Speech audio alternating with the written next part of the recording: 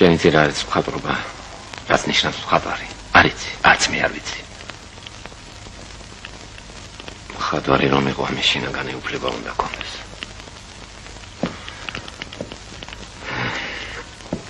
როგორ გონია, რატომ წარმოვედი აკადემიიდან? სხვაზე ნაკლებად ვხატავდი?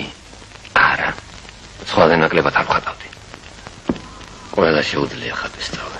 სულ ადვილად შეიძლება ისწავლო, როგორ უნდა დახატო ადამიანი, საგანი. მაგრამ ეს იმას არ ნიშნავს, რომ უკვე მხატვარი ხარ. შემიძლია ისე დაგხატო, ისე ზუსტად ფოტოზეც ვერ გადაგიტანონ ისე. მაგრამ ეს მხატვრობა არ იქნება. მოდი ერთ არაკს მოგიყვები.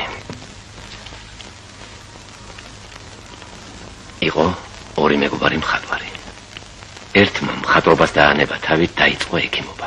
ჩემს შეცდომას მიწაშლისო, შენს შეცდომას კი საუკუნეებიც ვერ წაშლიანო. სამი პროფესიის ადამიანი არ შეიძლება იყოს შემთხვევითი ვინმე. მასწავლებელი, ექიმი და ხელოვანი. ცუდმა მასწავლებელმა შეიძლება დაღუპოს მომავალი გენიოსი. ცუდმა ექიმმა შეიძლება ფიზიკურად დაღუპოს ადამიანი.